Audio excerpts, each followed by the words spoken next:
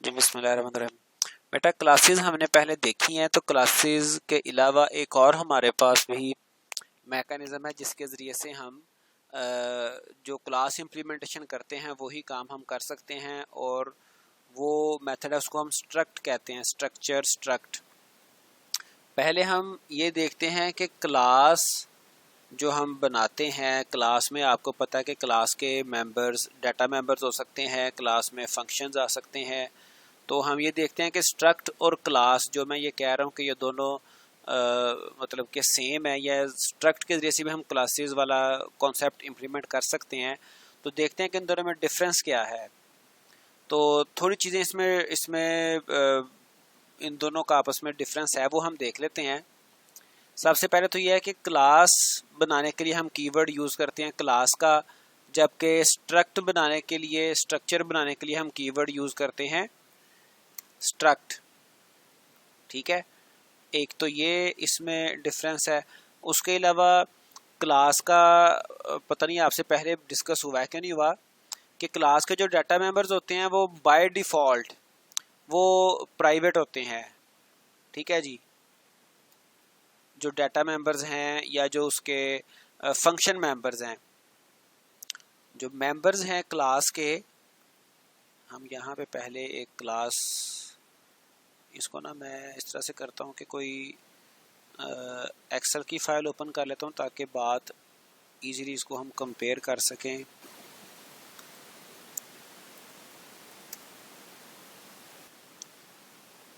हमारे पास कंपैरिजन करने का जो तरीकाकार होता है, एक हम पैरामीटर ले लेते हैं, ठीक है, उसके साथ जिन जिन चीज़ों को हमने कंपेयर करना है, दोनों को डिफरेंट, दो चीज़ों को, मुख्तलिफ चीज़ों को हम आपस में कंपेयर कर लेते हैं। तो क्लास बनाने के लिए हम जो कीवर्ड यूज़ करते हैं वो कीवर्ड यूज़ होता है क्लास का, और स्ट्रक्ट बनाने के लिए जो कीवर्ड यूज़ करते हैं वो कीवर्ड यूज़ होता है स्ट्रक्ट का। ठीक है, फिर जो बाय डिफ़ॉल्ट स्कोप है मेंबर्स का, by default scope, access specifier जो आपको मैंने बताया था, जो उनकी एक्सेस की टाइप है क्लास की और स्ट्रक्ट की, तो बाय डिफ़ॉल्ट क्लास की जो एक्सेस है, जो स्कोप है, वो होता है प्राइवेट। यानी कि अगर हम आपको पता है कि हम प्राइवेट मेंबर्स और पब्लिक मेंबर्स क्लास में डिक्लेयर कर सकते हैं। अगर हमने कोई स्कोप नहीं बताया कि क्लास के मेंबर्स का मतलब ये कि उसमें डाटा बनाया या फंक्शंस बनाए, अगर हमने स्कोप नहीं बताया तो वो बाय डिफ़ॉल्ट प्राइवेट होगा, और जो स्ट्रक्ट है उसके मेंबर्स बाय डिफ़ॉल्ट पब्लिक होंगे। उसके बाद इसमें डिफरेंस आ जाता है इनहेरिटेंस का। जो क्लासेस हैं वो इनहेरिटेंस को सपोर्ट करती हैं, ठीक है, और जो स्ट्रक्ट है वो इनहेरिटेंस को सपोर्ट नहीं करता, डजंट सपोर्ट इनहेरिटेंस। मतलब हम इसमें बेस क्लास और चाइल्ड क्लास, डिराइव्ड क्लास, हम उसका कॉन्सेप्ट इंप्लीमेंट नहीं कर सकते। ठीक है जी, बाकी सारी चीज़ें इनकी तकरीबन सेम है, कोई एक दो चीज़ें और इसमें डिफरेंस पाया जाता है तो वो भी हम देख लेंगे अगर मतलब डिस्कस होता है। तो ये इसका बेसिक डिफरेंस है स्ट्रक्ट का और क्लास का। तो अब हम स्ट्रक्चर बनाते हैं। आपको जैसा कि जी मैं, सर। जी बेटा, की ज़रूरत पड़ती है, सिचुएशन ऐसी हमारी आती है कि जिसमें हम मतलब ऐसा कोई मॉड्यूल बनाना चाह रहे होते हैं क्लास टाइप का कि जो जिसमें इनहेरिटेंस इन्वॉल्व ना हो, यानी इनहेरिट ना हो सके, तो उसके लिए फिर हम स्ट्रक्ट को भी बाज़ औक़ात यूज़ करते हैं।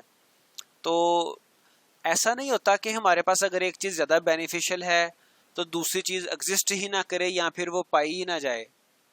ठीक है, मिसाल के तौर पे हमारे पास डाटा, जो हमारी डाटा टाइप्स हैं, प्राइमरी डाटा टाइप्स, उसमें से एक इंटीजर है, इंट है, और फ्लोट है।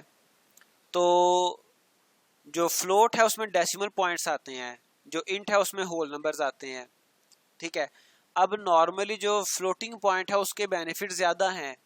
कैसे? अगर हम दो नंबर्स को डिवाइड अगर हम कर लेते हैं, जैसे मैंने दो नंबर कोई भी ए डिवाइडिंग बाय बी किया, अब ए की वैल्यू और बी की वैल्यू जाहिर बात है गिवन होगी, या उसको हम यूज़र से लेंगे। फ़र्ज़ करें कि ए की वैल्यू 8 है और बी की वैल्यू है 3। तो अगर अगर इसकी वैल्यू को, रिजल्ट को हम किसी इंटीजर टाइप के वेरिएबल में स्टोर करेंगे, ठीक है, तो उसका रिजल्ट होल नंबर में आएगा। होल नंबर में कैसे कि 3 डिवाइडिंग 8 डिवाइडिंग बाई 3 ये रिजल्ट आएगा 2। ठीक है, लेकिन अगर मैं यहाँ पे फ्लोट यूज करूंगा इंट की जगह पे तो ये एक्यूरेट रिजल्ट 2 पॉइंट समथिंग आ जाएगा। तो इट डजंट मीन कि हम इंटीजर को यूज ही ना करें या फिर इंटीजर का कोई बेनिफिट नहीं है। ये मैंने आपको जो एकदम से मेरे जहन में एग्जांपल आई है या जो उसका मतलब के रीज़न मैं आपको एक बता रहा हूँ वो ये आपको मैंने एक एग्जांपल दे दी है। इसी तरह से जो क्लास और स्ट्रक्ट है इसके भी डिफरेंसेस हैं। तो क्लास अगर ज़्यादा उसका स्कोप है या ज़्यादा उसके फीचर्स हैं तो इसका मतलब ये नहीं कि स्ट्रक्ट हम यूज़ ही नहीं करेंगे या फिर उसको हमें यूज़ नहीं करना चाहिए। बात समझ आई है? ये उसके यूजेज पे डिपेंड करता है, हमारी रिक्वायरमेंट्स पे कि हम हमारे प्रोग्राम में क्या रिक्वायरमेंट है। अगर हमने कोई ऐसा कोई इसे हम यूजर डिफाइंड डाटा टाइप भी कहते हैं। यूजर डिफाइंड हम एक पूरा एक डाटा बना रहे होते हैं जिसमें यूजर के अपने तौर पे यूजर उसमें मुख्तलिफ डाटा उसके मेंबर्स असाइन करता है। तो अगर हमें ऐसी टाइप चाहिए कि जिसमें जो इनहेरिट ना हो तो फिर हम स्ट्रक्ट यूज कर सकते हैं। बात समझ आई? तो स्ट्रक्ट को बनाने का तरीकाकार वही है जैसे हम क्लास को बनाते थे। स्ट्रक्ट कीवर्ड लिखेंगे, उसके बाद स्ट्रक्चर का नाम लिखेंगे, यानी कि यूं कह लें कि क्लास का नाम लिखेंगे। ठीक है, आप कोई भी क्लास रख लें, जैसे आप MIT रख लेते हैं, नाम मतलब कुछ भी आप रख लें। और उसके बाद जिस तरह से आप पहले क्लास में डाटा मेंबर्स बनाते थे, फंक्शन मेंबर्स बनाते थे, वैसे आप यहाँ पर भी मेंबर्स बना सकते हैं। ये मैं आपको बता चुका हूँ कि क्लास में बाय डिफॉल्ट जो स्कोप होता है मेंबर्स का वो होता है प्राइवेट, और स्ट्रक्ट में बाय डिफॉल्ट जो स्कोप है वो है पब्लिक। तो अदरवाइज आप यहाँ पे प्राइवेट भी बना सकते हैं, पब्लिक भी बना सकते हैं। यही सीन क्लास का भी है, प्राइवेट बनाए, पब्लिक बनाए, प्रोटेक्टेड बनाए, लेकिन बाय डिफॉल्ट का डिफरेंस है। तो मैं बाय डिफॉल्ट उसको चेक करने के लिए यहाँ पर मैं एक वेरिएबल मैं बनाता हूँ, इंट a और इंट b, ये दो वेरिएबल्स आ गए। ठीक है, और इसका मैं एक ऑब्जेक्ट बना देता हूँ मेन क्लास में स्ट्रक्ट का MIT, और इसके ऑब्जेक्ट का नाम लिख लेते हैं obj।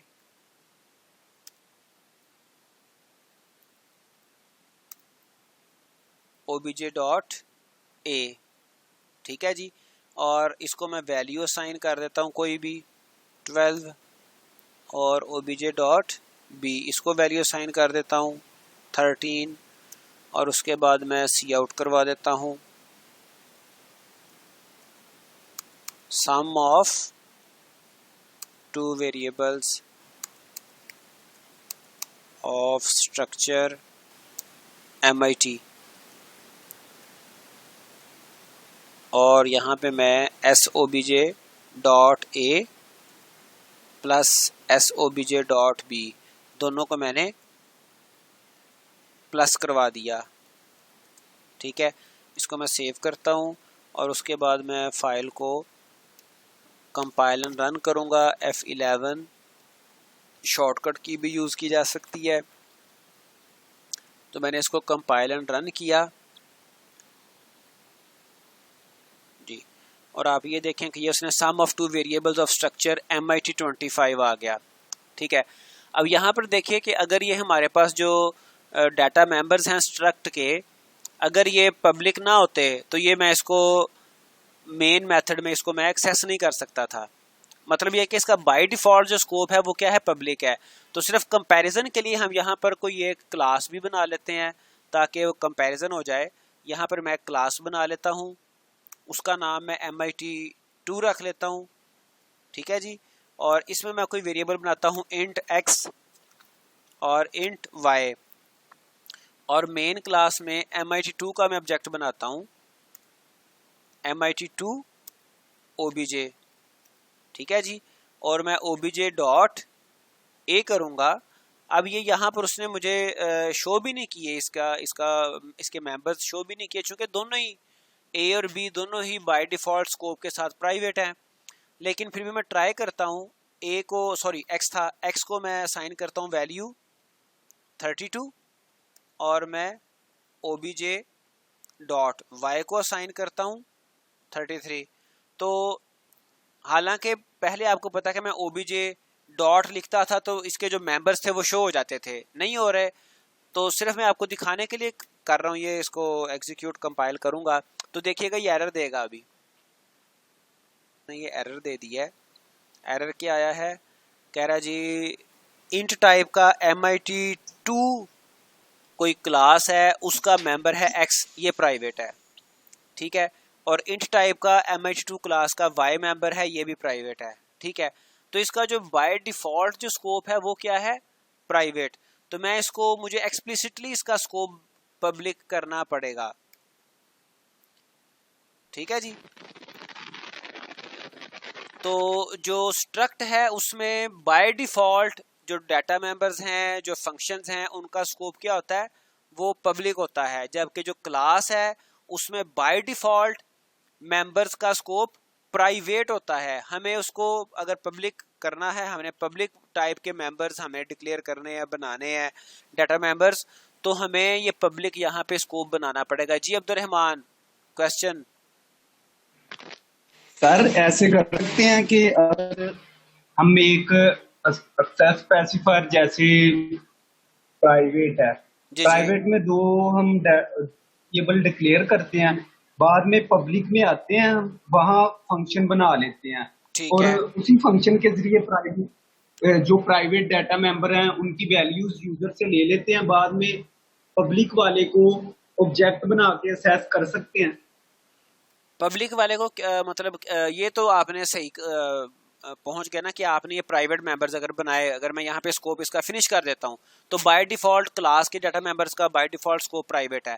तो मैं एक नहीं पब्लिक नहीं स्कोप बनाता हूँ, उसमें सर, मैं फंक्शन बनाता हूँ। यही आप कह रहे हैं ना, फंक्शन मैंने एक जी बनाया, सर, उसमें मैंने, फंक्शन बना के प्राइवेट जो प्राइवेट डाटा मेंबर हैं उनकी वैल्यूज हमने यूजर से ले ली, बाद में उन फंक्शन को ऑब्जेक्ट बना के कॉल कर लिया, ऐसे हो सकता है। बाद में उस फंक्शन को ऑब्जेक्ट बना के, बेटा देखें, ऑब्जेक्ट हम बनाते हैं क्लास का या स्ट्रक्ट का, ठीक है।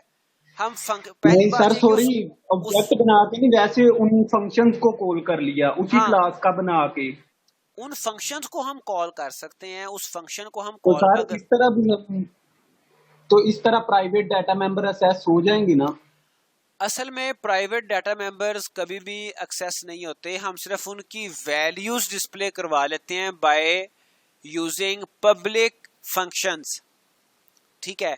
जैसे मैंने ये जी सेट वैल्यू एक फंक्शन यहाँ पे बनाया और ये फंक्शन आपको नजर आ रहा है कि ये पब्लिक टाइप का है, जबकि क्लास के अंदर ये जो दो डाटा मेंबर्स हैं एक्स और वाई है, ये प्राइवेट हैं। कैसे पता चला, चूंकि इनके साथ कोई भी स्कोप नहीं है, कोई भी एक्सेस स्पेसिफायर नहीं है, और बाय डिफॉल्ट एक्सेस स्पेसिफायर क्या होता है, प्राइवेट। तो मैं यहाँ पे सेट वैल्यूज एक फंक्शन में लिख रहा हूँ, इसमें मैं क्या करूंगा, इसमें मैं सी इन पहले सी आउट करवा लेता हूँ यूजर से, अगर वैल्यूज लेनी है तो मैं कहता हूँ,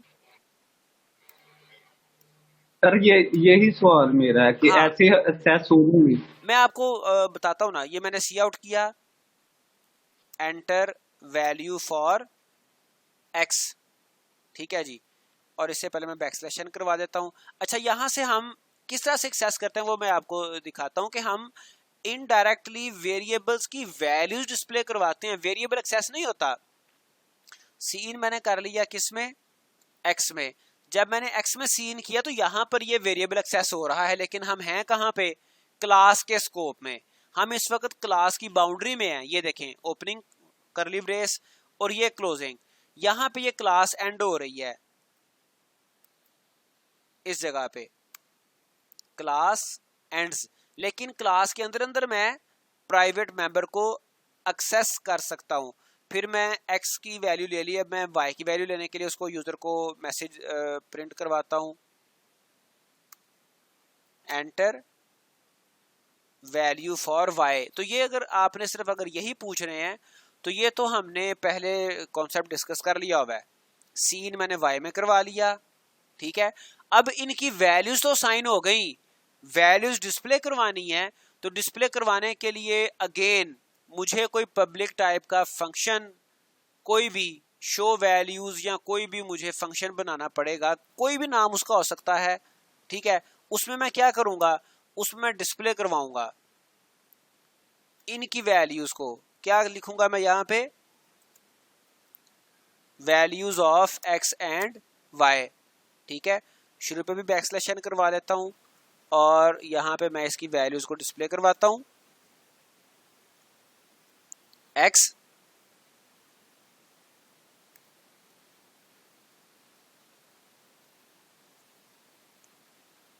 एंड वाई। अच्छा, आप मेरे ख्याल में इसी तरह से कह रहे हैं। तो जब मैं यहाँ पे मेन मेथड में, मेन फंक्शन में आऊंगा, तो मैंने MIT2 का एक ऑब्जेक्ट बना लिया ओबीजे के नाम से। अब मैं डायरेक्ट एक्स और वाई को तो एक्सेस कर नहीं सकता, तो मैंने जो सेट वैल्यूज के लिए फंक्शन एक लिखा था, मैं वो फंक्शन कॉल करूंगा ओबीजे डॉट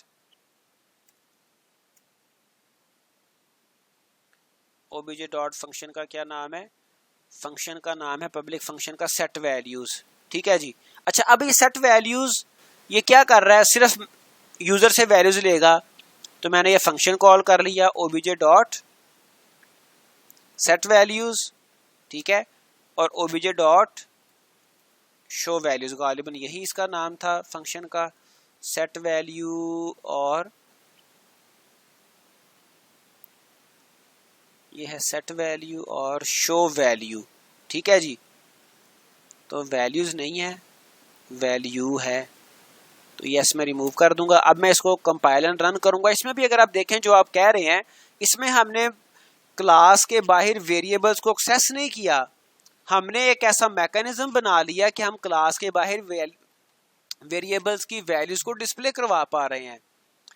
अच्छा, enter value of x, indirectly variable he assess हो रहे हैं, हाँ आप फंक्शन के जरिए कह सकते हैं। तो मैंने ये x को 45, y को 56 दे दी। तो अब मैं यहाँ पर जो शो वैल्यू का फंक्शन था उसमें मैंने 45 और 56 वो डिस्प्ले करवा लिए, हमें यहाँ पे प्रिंट हुआ नजर आ गया, values of x and y 45 and 56। तो इसमें बेटा ये देखें, अगर मैं आपको मजीद थोड़ा सा एक्सप्लेन कर दूं तो,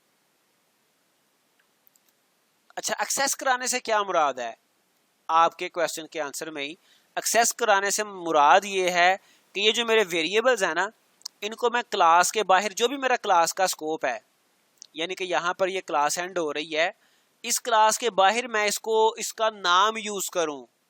कैसे कि ये मैंने मेन फंक्शन में ऑब्जेक्ट बनाया, तो मैं ऑब्जेक्ट के साथ ये इसके मेंबर को एक्सेस करूं, उसका नाम यूज करूं, वो मैं नहीं कर पाता, वो मैं कर नहीं सकता, ठीक है। कर क्या सकता हूं कि ये मैंने एक सेट वैल्यू का फंक्शन लिखा, इसके अंदर सिर्फ ये फंक्शन मेरा पब्लिक टाइप का फंक्शन है और ये क्लास का मेंबर है। इसमें मैं एक्स और वाई को क्या कर रहा हूं, वैल्यूज असाइन कर रहा हूं, वैल्यूज असाइन कर रहा हूं। और ये फंक्शन क्या है, पब्लिक है, पब्लिक फंक्शन, और ये क्लास का पार्ट है, क्लास का मेंबर है। और यहां पर मैं वैल्यूज शो करवा रहा हूं, शोइंग वैल्यूज। तो अगर आप ट्रू सेंस में कहें ना कि वेरिएबल्स को एक्सेस करना, तो वो एक्सेस नहीं कर रहा मैं। बात समझ आई है? एक्सेस करने से क्या मुराद है कि वो क्लास के बाहर उनका नाम यूज हो सके, ये नाम नहीं उनका मैं यूज कर रहा, सिर्फ उनकी वैल्यूज यहां पे शो करवा रहा हूं। बात समझ आई? तो ये आप देख लें कि हमारे पास जो स्ट्रक्ट और क्लास है उसमें मतलब क्या क्या डिफरेंसेस हैं। एक आध डिफरेंसेस का और भी है मेजर। कीवर्ड क्लास और स्ट्रक्ट है, बाय डिफॉल्ट स्कोप प्राइवेट है, स्ट्रक्ट का पब्लिक है, और इनहेरिटेंस को क्लास सपोर्ट करती है जबकि स्ट्रक्ट सपोर्ट नहीं करता। तो डेफिनेटली जब हम स्ट्रक्ट यूज करेंगे तो वो कोई ऐसा ही केस होगा कि जहां पर हमें इनहेरिटेंस की जरूरत नहीं होगी, तब हम स्ट्रक्ट को यूज करेंगे। या फिर हम रिस्ट्रिक्ट करना चाह रहे होंगे कि जी जो यहाँ पे इनहेरिटेंस ना हो, तब हम स्ट्रक्ट को यूज करेंगे, ठीक है जी। और उसके अलावा कोई एक और डिफरेंस इसका क्या है कि हम एक और डिफरेंस है इसका कंस्ट्रक्टर के बारे में। कंस्ट्रक्टर यहाँ पर तो हमें पता है, क्लास के अंदर चूंकि हम क्लास पढ़ के आए हुए हैं, हम डिफॉल्ट कंस्ट्रक्टर यूज करते हैं, DFAULT डिफॉल्ट कंस्ट्रक्टर हम यूज कर सकते हैं, ठीक है। पैरामीटराइज्ड कंस्ट्रक्टर हम यूज कर सकते हैं, ठीक है जी। और इसके अलावा एक और कंस्ट्रक्टर है कॉपी कंस्ट्रक्टर, वो हम यूज कर सकते हैं, ठीक है। अच्छा, ये हमारा हो गया क्लास, और उसके बाद आ गया स्ट्रक्चर। स्ट्रक्चर में क्या होता है? स्ट्रक्चर में हम सिर्फ पैरामीटराइज्ड कंस्ट्रक्टर यूज कर सकते हैं, ठीक है जी। इसमें डिफॉल्ट नहीं आता, कंस्ट्रक्टर इसमें होता है, सिर्फ डिफॉल्ट नहीं होता, ठीक है। तो ये इसका एक और डिफरेंस है। तो ये सिंपल सा कॉन्सेप्ट है ये, हालांकि आपके कोर्स ऑफ लाइन में लिखा हुआ तो नहीं है, लेकिन सम टाइम वो ऐसा पूछ सकता है क्वेश्चन, वो स्ट्रक्ट के बारे में कोई कोड आ जाएगा लिखने के लिए, कुछ और ऐसा क्वेश्चन आपसे पूछा जा सकता है। तो इसमें अगर कोई आपको कन्फ्यूजन है, कोई बात पूछनी है, तो वो आप पूछ लें, डिस्कस कर लें। अदरवाइज ये सिंपल सी बात है, कोई ऐसे इसमें रॉकेट साइंस नहीं है। जी बेटा मैं आपको शुरू से दोबारा से बता देता हूँ। हमने क्लासेस पहले पढ़ रखी थी, क्लास में और स्ट्रक्ट में मैंने आपको कहा कि जो मेजर डिफरेंसेस हैं वो ये है कि एक तो क्लास बनाने के लिए हम कीवर्ड यूज करते हैं क्लास का, आगे क्लास का नाम आता है, ठीक है। दो तरह के मेंबर्स हो सकते हैं क्लास के, एक डाटा मेंबर्स और एक फंक्शंस। सेम मेंबर्स स्ट्रक्ट के भी हो सकते हैं, लेकिन स्ट्रक्ट बनाने के लिए हम कीवर्ड यूज करेंगे स्ट्रक्ट, और आगे स्ट्रक्चर का नाम आएगा, ठीक है। और इसमें भी डाटा मेंबर्स आ सकते हैं, फंक्शंस आ सकते हैं, लेकिन जो क्लास के मेंबर फंक्शंस होते हैं या डाटा मेंबर्स होते हैं, उनका बाय डिफॉल्ट जो एक्सेस स्पेसिफायर है, एक्सेस स्कोप है, वो होता है प्राइवेट, और स्ट्रक्चर का बाय डिफॉल्ट जो एक्सेस स्कोप होता है वो पब्लिक होता है। तो इसी वजह से देखिए मैंने यहाँ पे स्ट्रक्ट बनाया, MIT इसका नाम था, इसमें A और B दो वेरिएबल मैंने लिखे, और दोनों को मैं यहाँ पे ऑब्जेक्ट बना के एक्सेस कर रहा हूँ। अगर ये प्राइवेट इसका स्कोप होता बाय डिफॉल्ट तो एक्सेस ना होते, ठीक है। जबकि इसके बरक्स मैंने ये जो क्लास बनाई थी उसमें दो मेंबर्स बनाए थे, इंट एक्स और इंट वाई, एक्स और वाई के नाम से इंटीजर दो वेरिएबल्स बनाए थे। तो इनको जब मैंने क्लास का ऑब्जेक्ट बनाने के बाद एक्सेस करने की कोशिश की तो आपको पता यहाँ पर इसने एरर दिया, ठीक है। सो मैंने इसको क्या किया, जो मेंबर्स एक्सेस कर रहा था इनको मैंने कमेंट कर दिया, लेकिन चूंकि हमने डिस्कस किया तो इसलिए कोड लिखा हुआ है। और डिफरेंसेस मैंने आपको बता दिए, वहां पर क्लास में क्लास कीवर्ड यूज होता है, स्ट्रक्ट में स्ट्रक्ट यूज होता है। क्लास क्लासेस एरर क्यों दिया? एरर इसलिए दिया कि एक्स और वाई, ये जो दो मेंबर्स हैं एक्स और वाई, ये दोनों प्राइवेट मेंबर्स हैं। तो प्राइवेट मेंबर्स आपको मैं पहले भी बता चुका हूँ प्रीवियस लेक्चर्स में भी, जिन्होंने प्रैक्टिस की है उनको याद होगा कि प्राइवेट मेंबर्स को मैं एक्सेस नहीं कर सकता, ठीक है। एक मैकेनिज्म अभी जो आज दोबारा बताया भी है, अब्दुर्रहमान ने क्वेश्चन भी किया था, उसने रिवाइज किया था, वो मैकेनिज्म है कि प्राइवेट मेंबर्स को मैं क्या करता हूं, उसको मैं एक पब्लिक फंक्शन के जरिए से प्राइवेट मेंबर्स को एक्सेस करके उनकी वैल्यूज असाइन कर देता हूं। फिर एक और पब्लिक फंक्शन के जरिए से मैं उसकी वैल्यूज डिस्प्ले करवा लेता हूं, और वो जो एक्सेस हो रही है पब्लिक फंक्शन के जरिए से, वो देखें ये दोनों फंक्शन सेट वैल्यू और शो वैल्यू कह लें, जो भी उसके नाम आप रखना चाहें, तो ये पब्लिक टाइप के मेंबर्स हैं, क्लास के सेम क्लास के मेंबर्स हैं ये, ठीक है। तो जी सर, डायरेक्टली मैं इसको क्लास के बाहर प्राइवेट मेंबर्स को एक्सेस कर ही नहीं सकता। ये हमारी क्लास की बाउंड्री ही है, क्लास के स्कोप में ही मैं मौजूद हूँ, और ये बिकॉज़ वो सिर्फ क्लास के अंदर ही एक्सेस होंगे, ये क्लास के अंदर ही एक्सेस होंगे, क्लास के बाहर एक्सेस हो ही नहीं सकते। तो ये कॉन्सेप्ट था स्ट्रक्ट का, और इसका थोड़ा सा कंपैरिजन भी मैंने आपको बता दिया क्लासेस के साथ। तो ये हमारा एक टॉपिक है जो कि आमतौर पे इसके बारे में कोई क्वेश्चन आ सकता है पेपर में। तो लेकिन अभी जो लाइबा ने भी बताया है तो उसके अकॉर्डिंग कंफर्म कर लेते हैं, चंद दिनों में कंफर्म हो जाएगा। ये 7 तारीख को गालिबन मीटिंग है। चले, ये मैंने ये रिकॉर्डिंग भी ऑन कर दी है, ये आपके जो है ना क्विज, उसकी हम उसको डिस्कस कर रहे हैं। तो ये पहला एमसीक्यूज था, which access specifier is used when where one wants, one से मुराद या कोई भी प्रोग्रामर, आप हो सकते हैं, कोई और हो सकता है, wants data members to be accessed by other classes, के अदर क्लासेस तो उस डाटा मेंबर को एक्सेस करें, but not from outside object, लेकिन ऑब्जेक्ट से बाहर वो एक्सेस ना हो, क्लास से बाहर वो दूसरी क्लासेस एक्सेस कर सकती हैं। तो ये हमारे पास सिर्फ एक ही सीन बनता है कि एक क्लास की चाइल्ड क्लास हम बना लें, ठीक है, चाइल्ड क्लास। तो जो चाइल्ड क्लास है वो डाटा मेंबर्स को एक्सेस करे। तो चाइल्ड क्लास के लिए हम प्रोटेक्टेड हम यूज करते हैं एक्सेस स्पेसिफायर। पब्लिक तो हर जगह पे यूज हो जाता है ना, ठीक है, प्राइवेट कहीं पे भी यूज नहीं होता। पीछे बचा प्रोटेक्टेड। प्रोटेक्टेड वो है जो कि दूसरी क्लासेस को अलाउ करता है डाटा मेंबर्स यूज करना, लेकिन दूसरी क्लासेस कौन सी होती हैं, वो चाइल्ड क्लासेस। तो ये इसका आंसर था प्रोटेक्टेड। उसके बाद अगला क्वेश्चन है विच of the following describes the protected access specifier। ये मेरे ख्याल में सब नहीं, एक लिखा हुआ है the variable is visible to inside the class and to its derived classes। बिल्कुल सही, यही इसका आंसर था, और गालिबन ये शायद सब नहीं सही लिखा हुआ, किसी एक का भी ये गलत नहीं हुआ। तो ये वही एक्सेस स्पेसिफायर प्रोटेक्टेड ही है जो कि क्या करता है, visible to inside the class and to its derived classes, जो कि इनसाइड क्लास भी विजिबल है। अब इनसाइड क्लास तो प्राइवेट मेंबर्स भी विजिबल होते हैं, पब्लिक तो होते ही होते हैं, प्राइवेट भी होते हैं, और प्रोटेक्टेड क्या है जी, डिराइव्ड क्लासेस में भी विजिबल होते हैं। डिराइव्ड में प्राइवेट विजिबल नहीं होते। अच्छा, उसके बाद अगला question, to which of the following access specifiers are applicable.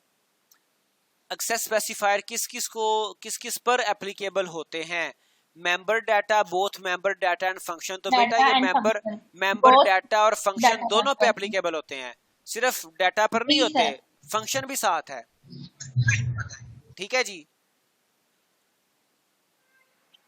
चलें, इसकी ऑप्शंस क्या क्या थी, मेंबर्स, मेंबर डाटा और both member data and function. इसकी ऑप्शन देख लें जरा एक दफा, क्या क्या ऑप्शन थी इसकी।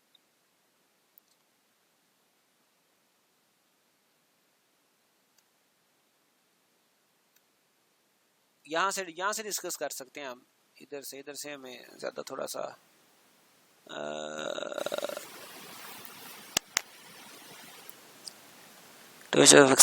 एप्लीकेबल मेंबर डाटा ये वाला था। अब इसमें देखें both member data and functions, ये यहां पर एक्यूरेट आंसर इसका ये आ गया। तो उसके बाद अगला है member of which access specifier are not inherited.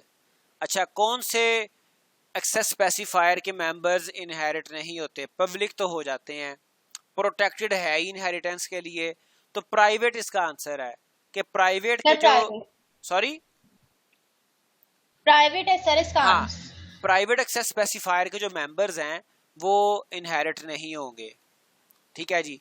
ये देखें यहाँ पर ये प्राइवेट, ये टिक लगा हुआ है, मतलब ये कि ये प्राइवेट वाले एक्यूरेट कंसीडर होंगे। Which symbol is used to create multiple inheritance. तो हमें पता है कि हम क्लासेस के दरमियान में कॉमा लगाते हैं, ठीक है, कॉमा यूज किया जाता है मल्टीपल इनहेरिटेंस के लिए। जब हम इनहेरिट करते हैं तो उसके बाद हम कॉमा क्लासेस के दरमियान लगाते हैं, तो ये यहाँ पर ये कॉमा आ गया, कॉमा ट्रू आंसर है। उसके बाद आगे चलें, what is inheritance in C++। Inheritance है क्या, इनहेरिटेंस विरासत, wrapping of data into a single class, ये नहीं है। अच्छा, बाकियों को हम थोड़ा सा साथ साथ डिस्कस कर लें कि कॉमा के अलावा क्या था। चलें आपको ये बता, डॉट क्या होता है, डॉट क्लास के ऑब्जेक्ट के बाद हम डॉट लगाते हैं उस क्लास के मेंबर्स को एक्सेस करने के लिए। डॉलर साइन यहाँ पे यूज नहीं होता, स्टार यहाँ पे यूज होता ही नहीं है, ठीक है। और बाकी हम प्रीवियस डिस्कस कर रहे थे आगे।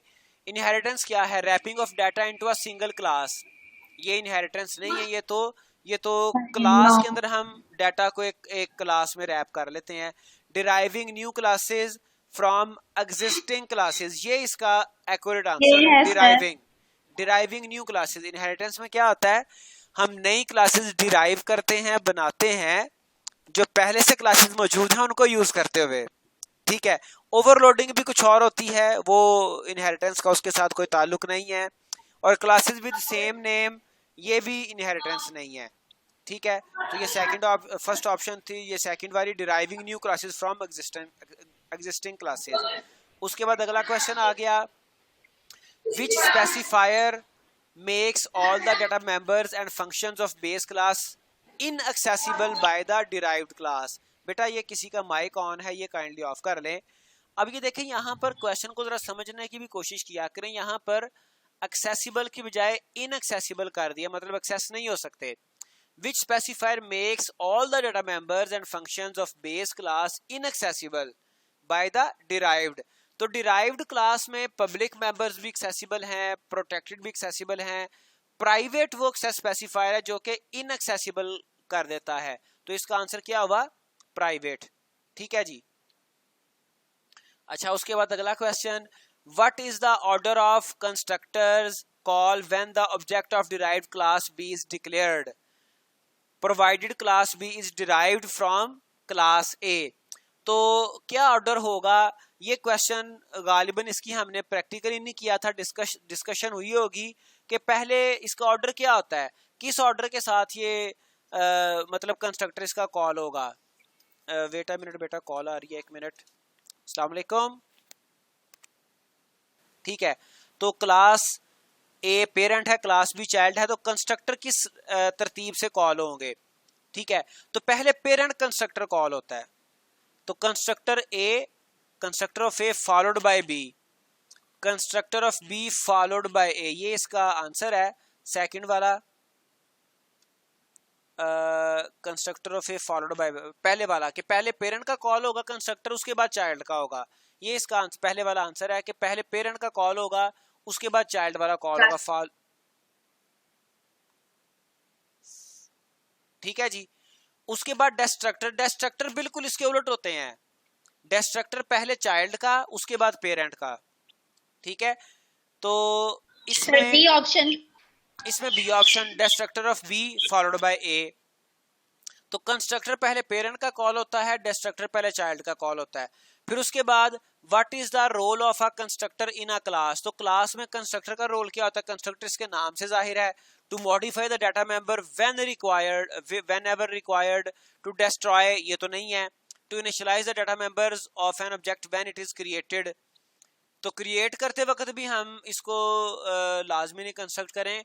टू कॉल प्राइवेट फंक्शन, ये भी नहीं है। तो पहला ही बनता है to modify the data whenever required, बल्कि पहला नहीं है, सॉरी पहला नहीं है। मॉडिफाई नहीं करते, इनिशियलाइज करते हैं डाटा मेंबर्स को व्हेन इट इज क्रिएटेड, जब ऑब्जेक्ट क्रिएट होता है उस वक्त ये व्हेन इट इज क्रिएट, जब ये क्रिएट होता है उस वक्त इसको इनिशियलाइज हम करते हैं, उस वक्त डाटा मेंबर्स को हम वैल्यूज असाइन करते हैं। व्हेनेवर रिक्वायर्ड, ये मॉडिफाई, ये इसका आंसर नहीं है। अच्छा, उसके बाद है what happens if a user defined parameterized constructor but forget to define a parameterless constructor inside a class। तो बेटा वो एरर आता है, ये हमने प्रैक्टिकली भी किया हुआ था कि अगर हमने डिफॉल्ट कंस्ट्रक्टर ना बनाया हो, पैरामीटरलेस कंस्ट्रक्टर ना बनाया हो, तो क्या होगा? वो एरर देगा, एरर अकर्स। नहीं सर डिफॉल्ट कंस्ट्रक्टर नहीं आ जाएगा खुद ही। नहीं, डिफॉल्ट कंस्ट्रक्टर खुद नहीं आता। Compiler provides are default constructor to avoid fault error, वो एक एरर देगा कि आपने डिफॉल्ट कंस्ट्रक्टर नहीं बनाया हुआ। अच्छा, उसके बाद हमें डिफॉल्ट पैरामीटराइज्ड कंस्ट्रक्टर के साथ साथ हमें डिफॉल्ट कंस्ट्रक्टर अगर हमने कॉल करना है तो वो बनाना पड़ेगा, वो ऑटोमेटिकली कॉल नहीं होता, ऑटोमेटिकली वो कंसिडर। हाँ, जावा में ये है, जावा में अगर आप डिफॉल्ट कंस्ट्रक्टर ना भी बनाए, एक्सप्लिसिटली ना भी बनाए, तो कंसिडर ये किया जाता है कि डिफॉल्ट कंस्ट्रक्टर बना हुआ है। सी प्लस प्लस में हमें बनाना पड़ता है। तो compiler provides a default constructor to avoid fault error, तो वो हमें डिफॉल्ट कंस्ट्रक्टर के बनाने का एरर देगा।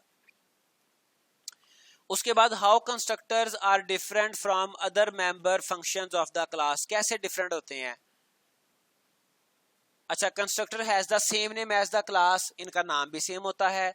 Do not return any type, ये कुछ रिटर्न भी नहीं करते। Constructors are automatically called when an object is created. तो ये तीनों चीजें चूंकि कंस्ट्रक्टर में पाई जाती हैं, तो ऑल ऑफ द मेंशन्ड। ठीक है, इनका नाम भी सेम होता है, नाम भी इनका सेम होता है, और इनकी रिटर्न टाइप भी नहीं होती, और इनको हमें एक्सप्लिसिटली कॉल नहीं करना पड़ता, बल्कि जब ऑब्जेक्ट बनता है उसी वक्त ये कॉल हो जाते हैं, so that all of the mentioned. और उसके बाद है what is the role of destructor. Destructor इसके नाम से जाहिर है, डिस्ट्रक्टर क्या करता है, डिस्ट्रक्शन। ये जो डाटा मेंबर्स हमने उनको वैल्यूज असाइन की होती हैं, जब हमारी क्लास, हमारा प्रोग्राम, हमारा फंक्शन प्रोग्राम हमारा फिनिश होता है तो वो डिस्ट्रॉय कर देता है मेमोरी से सारी वेरिएबल्स को, वैल्यूज को।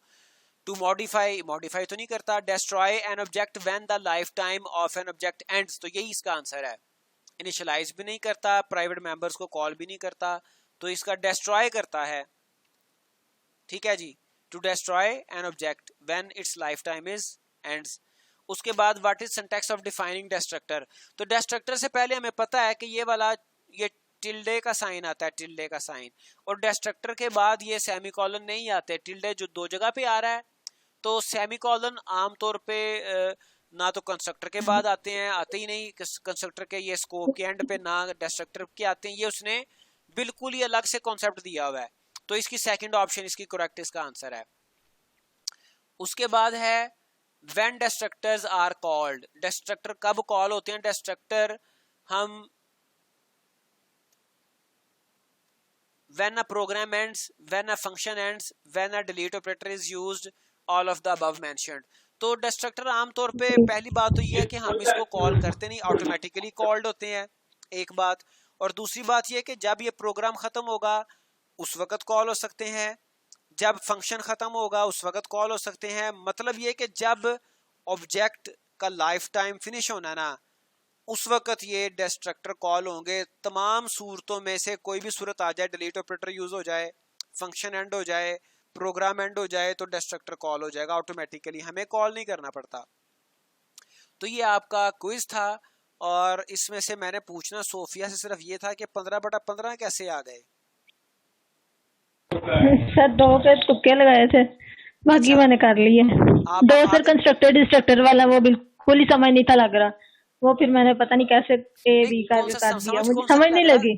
कौन सा समझ नहीं लग रहा था? सर वो कंस्ट्रक्टर डिस्ट्रक्टर वाला, वो जो डिराइव्ड क्लास वाला था, क्लास ए और बी वाला, आप, मुझे तो था वो कि आपने आप बता क्लास में दिया। है नहीं। क्लास में अब कब आई हैं?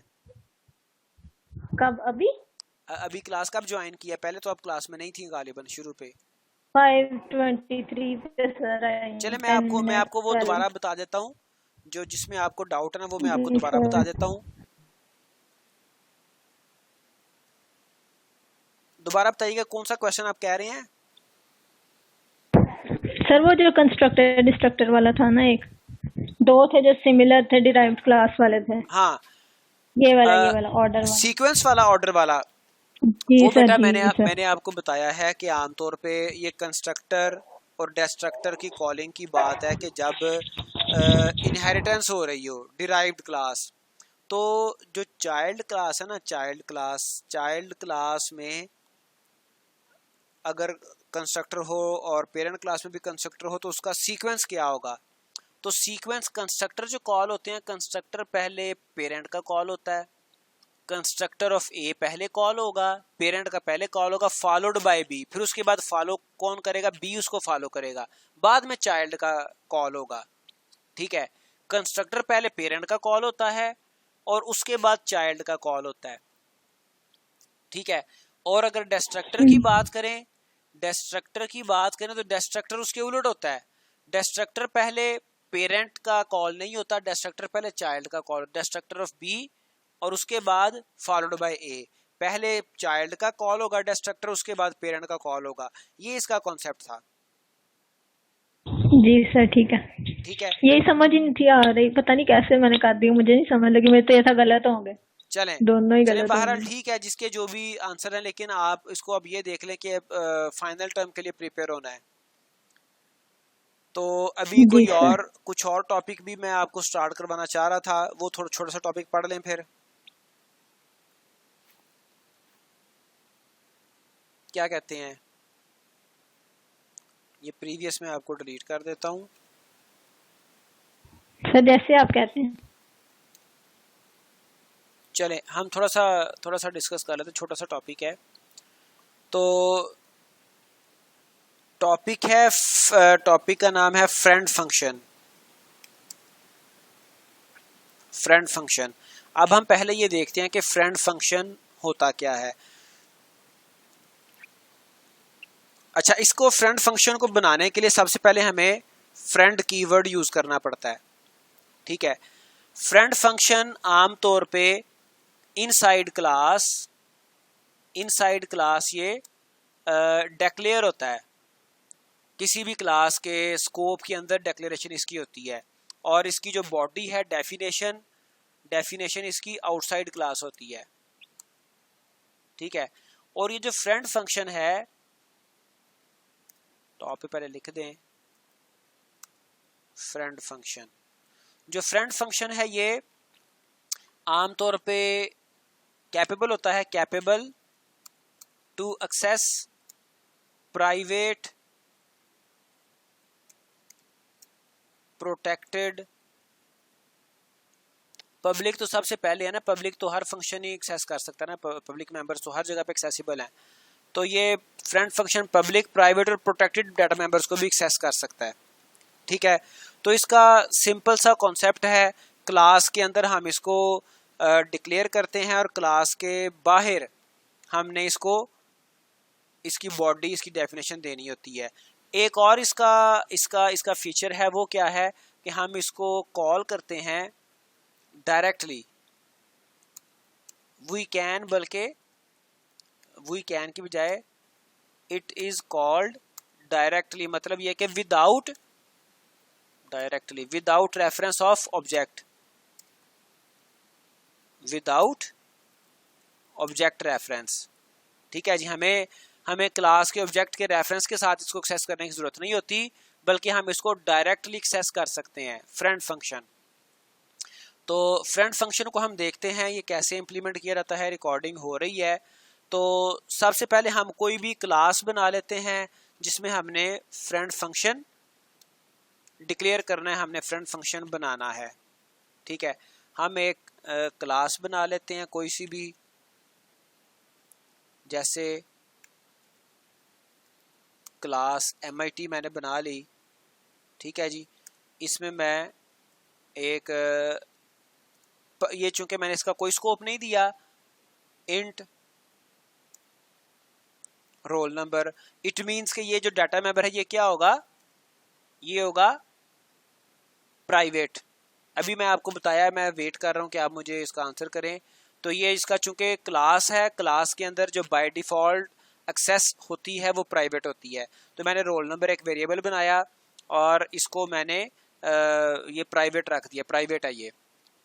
ठीक है, अब मैं फ्रेंड फंक्शन बनाता हूँ। फ्रेंड फंक्शन बनाने के लिए मैंने आपको बताया कि हमें कीवर्ड यूज करना पड़ता है फ्रेंड। ठीक है जी, उसके बाद हम फंक्शन का नाम लिखेंगे, जो भी मतलब उसका नाम हम रखना चाहते हैं। तो इसको मैं कर देता हूँ असाइन रोल। ठीक है जी, और मैंने यहाँ पर ये एक फंक्शन बनाया, और जो हमारा फ्रेंड फंक्शन है ये क्या करता है, इसका एक और फीचर है कि ये जो हमारी क्लास है उसको रिसीव करता है as a parameter.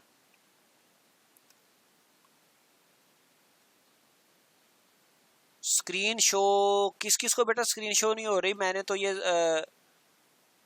Control F7। ठीक है जी, तो मैंने यहां पर क्लास को असाइन कर दिया फ्रेंड फंक्शन में। ठीक है जी,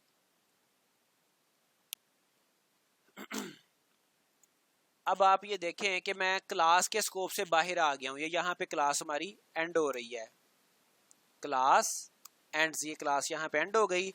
और यहाँ पर मैंने अब फ्रेंड फंक्शन की डेफिनेशन देनी है। पहले ये सिर्फ क्या थी, ये डिक्लेरेशन है, मैंने सिर्फ डिक्लेयर किया है क्लास को कि ये क्लास में फंक्शन एक मैं बना रहा हूँ, ये सिर्फ डिक्लेरेशन है, डिक्लेरेशन ऑफ फ्रेंड फंक्शन। ठीक है जी, अब क्लास खत्म हो गई, क्लास के बाहर मैं फ्रेंड फंक्शन को डिफाइन कर रहा हूँ, मतलब उसकी बॉडी में बना रहा हूँ। तो यहाँ पर मैंने फंक्शन का नाम लिखना है, यहाँ पर मुझे फ्रेंड लिखने की जरूरत नहीं है, यहाँ पर सिर्फ मैं फंक्शन का नाम लिखूंगा। ठीक है, और उसके बाद जो क्लास का नाम है उसका मैं एक पैरामीटर उसका एक ऑब्जेक्ट मैं एक बना लूंगा, कोई भी उसका नाम रख दूंगा। टाइम थोड़ा रह गया। तो ये मैंने फंक्शन डिफाइन किया, फंक्शन डिफाइन करना शुरू किया और ये फिर चैट आ गई, सर मैं लीव करके अभी चलें बेटा आप ना रिकॉर्डिंग देख लीजिएगा, अभी तो थोड़ा सा टाइम रहेगा, मैं इसको मुकम्मल कर लूँ तो आप ये मैं आपसे रिकॉर्डिंग शेयर कर दूंगा, आप उससे इसको समझ लीजिएगा। तो ये मैंने फ्रेंड फंक्शन यहाँ पे इसकी बॉडी में डिफाइन कर रहा हूँ। तो अब ये जो मैंने क्लास एम ये मैंने जो ऑब्जेक्ट बनाया, तो एम डॉट एम क्या है, इस क्लास का एक ऑब्जेक्ट है, एम डॉट रोल नंबर। अब जो रोल नंबर है ये असल में प्राइवेट मेंबर है क्लास का, ये पब्लिक नहीं है। एम डॉट रोल नंबर मैं असाइन कर देता हूँ 23। ठीक है जी। अब मैंने इसके जरिए से इसको ये फ्रेंड फंक्शन के जरिए से रोल नंबर को वैल्यू असाइन कर दी, और जो मेन फंक्शन है उसमें आके मैं क्लास का एक ऑब्जेक्ट बनाऊंगा।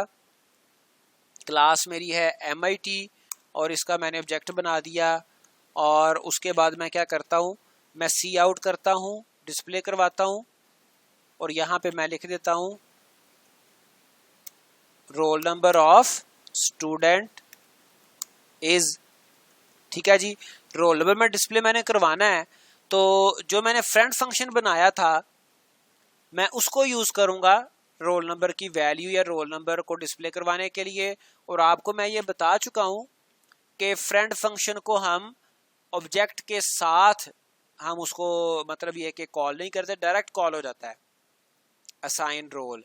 तो मैंने असाइन रोल को यहाँ पर कॉल किया और इसमें मैंने एक ऑब्जेक्ट जो मैंने यहाँ पे बनाया था, नाम इसका डिफरेंट भी हो सकता है, M1 मैं कर देता हूँ। तो यहाँ पर मैंने इसको ऑब्जेक्ट पास करना है। ऑब्जेक्ट से क्या मुराद है कि ये वाला जो ऑब्जेक्ट है ना इस क्लास का MIT1, ये ऑब्जेक्ट ये कॉपी इस फ्रेंड फंक्शन को रिसीव होगी। ठीक है। तो वो इस कॉपी के जरिए से यहाँ पर हम मेन फंक्शन में जो मैंने पास किया, जिस तरह से आपको याद है हम पैरामीटर्स पास करते थे, आर्ग्यूमेंट्स पास करते थे, तो वेरिएबल्स के नाम डिफरेंट हो सकते थे। यहाँ पर मैं M भी इसका नाम रख सकता हूँ ऑब्जेक्ट का, M1 कुछ और भी रख सकता हूँ, OBJ भी रख सकता हूँ। ठीक है। तो ये कॉपी, लेकिन जो कॉपी जाएगी इस फंक्शन को वो कौन सी जाएगी, वो MIT टाइप की जाएगी, नाम से कोई डिफरेंस नहीं पड़ता। तो ये कॉपी इसको जाएगी फंक्शन को, और यहाँ पर अब इस ऑब्जेक्ट का नाम M है, और इस M के जरिए से मैंने रोल नंबर इसके मेंबर को एक्सेस किया और उसको वैल्यू असाइन कर दी 23। ठीक है जी। तो इसको हम देखते हैं, अब अपने प्रोग्राम को रन करके देखते हैं क्या इसका रिजल्ट आता है। तो बल्कि यहाँ पर मुझे इसको डिस्प्ले भी let me check this output of this program, फिर हम देखते हैं इसको। हमने ये इसकी डिस्प्ले गालिबन नहीं करेगा, हमें ये रिटर्न करवानी थी वैल्यू गालिबन। रोल नंबर स्टूडेंट इज 3, इसको देखते हैं, इसमें ये इसको रिटर्न करवा लेते हैं। तो ये आप देख सकते हैं कि यहाँ पर जो मैंने एक प्राइवेट मेंबर बनाया था क्लास में, उसको मैंने फ्रेंड फंक्शन के जरिए से एक्सेस कर लिया। इसको मैं दोबारा रिपीट कर रहा हूँ, अगर कोई कॉन्सेप्ट समझ नहीं आई तो वो दोबारा देख रहे हैं। टाइम भी 5 मिनट रह गया है, शुरू से देखें। ये मैंने एक क्लास बनाई, क्लास का नाम है MIT। ठीक है।